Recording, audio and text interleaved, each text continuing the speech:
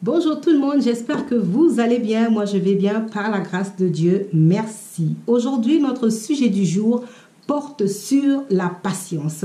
La patience entre les frères, entre les sœurs, la patience entre les collègues, la patience pour les enfants, mais aussi la patience dans le couple. Et je vais surtout vraiment m'appuyer dans la patience dans le couple. Alors, si nous voulons obtenir quelque chose de bon, si nous voulons avoir un bon résultat, très chers frères, très chères sœurs, je n'ai pas le choix que de vous dire d'être patient. Patient en toutes choses, patient de ce que vous faites, patient dans le résultat que vous attendez. Sachez que la patience fait partie des preuves d'amour. Et souvent, la preuve d'amour, c'est souvent, nous sommes doux, nous sommes tendres, nous faisons des cadeaux, nous prenons soin. Mais sachez que la patience fait partie de preuves d'amour. Lorsque nous aimons quelqu'un, lorsque nous avons de l'amour pour notre prochain, nous devons être patients.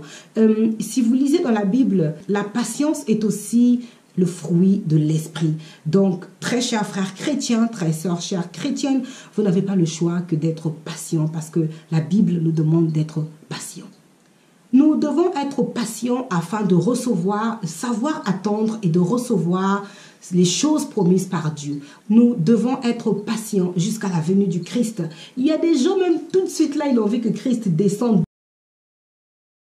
Il arrive, mais ils doivent être patients et attendre.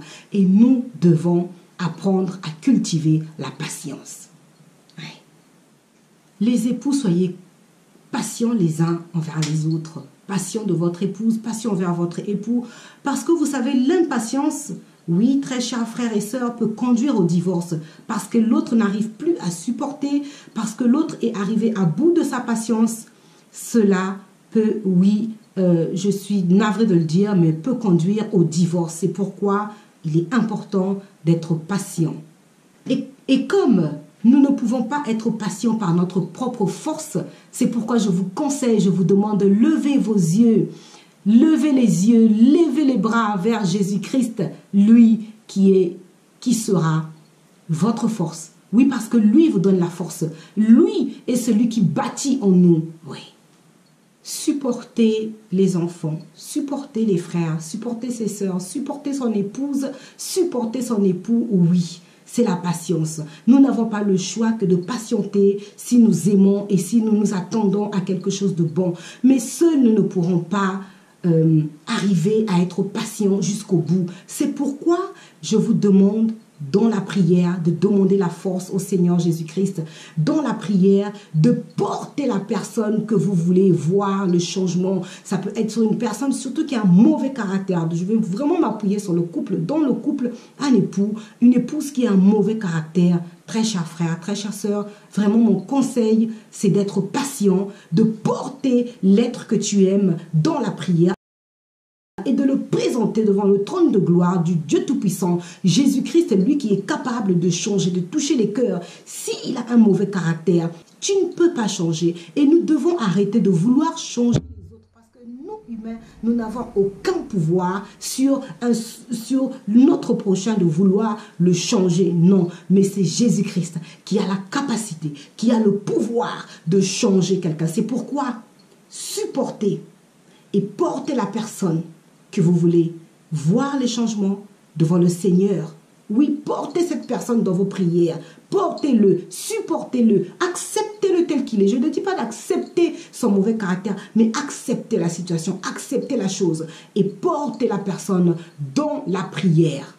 Supportez, supportez. Oui, il faut supporter, il faut prier pour que votre patience soit renouvelée jour après jour. Parce que je sais qu'il n'est pas facile de supporter quelqu'un qui a un mauvais caractère. Que ce soit ton enfant, que ce soit tes parents, que ce soit ton époux ou ton épouse. La Bible nous dit dans Marc 2, au verset 3, 5, que cet homme paralytique qui a été porté par ces hommes qui sont passés par le toit pour le présenter à Jésus-Christ. C'est ce que nous devons faire. Nous devons porter ceux qui sont malades, que ce soit dans l'âme, dans le corps, dans tout, dans le caractère, dans l'attitude, dans le comportement. Nous devons les porter devant notre Seigneur, lui qui a la capacité de guérir, de changer et de transformer. Ce paralytique a été porté par ces hommes. Ils ont été patients. Pendant combien de temps ils ont dû porter cet homme avant de le faire passer par le toit? Ils ont été patients et de se dire, on va le prendre, on va le porter, le faire passer par le toit. Vous pensez que ça a été facile? Mais ils y sont arrivés. Ils l'ont présenté devant le Seigneur. Il a été sauvé. Il est possible aussi que les personnes que nous voulons que le Seigneur change, il est possible qu'ils soient sauvés. Si nous les portons devant le trône de gloire de Jésus-Christ, si nous les portons devant dans nos prières et si nous avons la force de le supporter devant les promesses du Seigneur, nous devons être patients, patients jusqu'à les voir s'accomplir. Oui, la patience en toutes choses, la patience d'attendre, la patience encore et encore. Mais seuls nous ne pouvons pas. C'est pourquoi dans la prière, j'insiste que la patience dans la prière, pour qu'elle soit renouvelée, pour que vous ayez justement la force de porter ceux qui sont faibles, de porter ce que vous voulez que le Seigneur puisse toucher, de porter vos enfants, de porter vos époux, de porter vos sœurs, même les sœurs de l'église, les frères de l'église, notre famille dans le Seigneur à l'église, nous devons les porter dans nos prières. C'est pourquoi je vous conseille de développer la patience. Développer la patience surtout dans les points, dans les endroits où vous savez que vous êtes limité, où vous savez que moi ici, quand on fait ça, j'ai craque. C'est là que tu vas demander aussi la force au Seigneur. Oui, c'est ça.